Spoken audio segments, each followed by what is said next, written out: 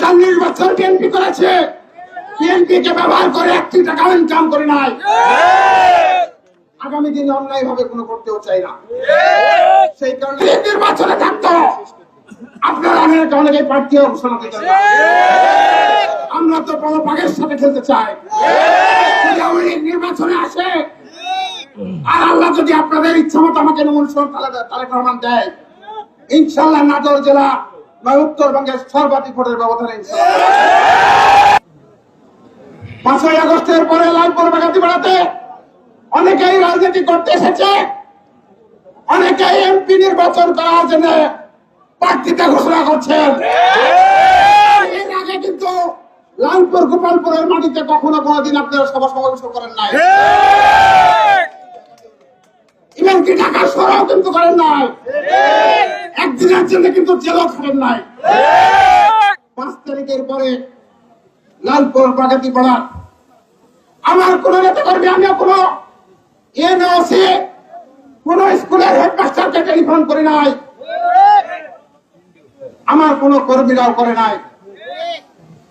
আমার সাথে যারা রাজনীতি করে তারা কোনোদিন কোথাও কোনো চাঁদাবাজি করতে আমি দিই নাই। আমরা শুনেছি অনেকেই নাকি অনেক সময় এনওসি থেকে শুরু করে বিভিন্ন জায়গায় টেলিফোন করে ধমকাচ্ছেন।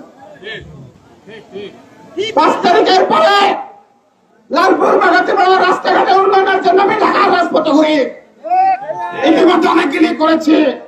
আর অনেকেই বিভিন্ন প্রতিষ্ঠানের ডাইরেক্টর হচ্ছেন তদবির করে। কি কারণে? ব্যক্তিগত অর্থ ইনকাম করার জন্য। লালপুর বাগাতির বাবা একটা মসজিদের জন্য কোথাও তদবির করেছেন আমার জানা নাই। কোন কালভার্টের যেটা তদবির করেছেন আমার জানা নাই। যদি আজকে যা করছেন আপনার নিজের জন্য করছেন, ইতিমধ্যে ব্যক্তিগত হিংসার চরিতার্থ করতে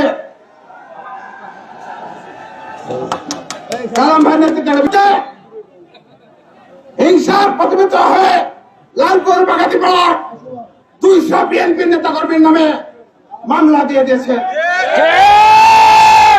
আব্দুল জনকে জেল খাটিয়েছেন, আজকে পালিধর 23 জনকে জেল খাটিয়েছেন, কিছুদিন আগে প্রায় 30 জনকে জেল খাটিয়েছেন।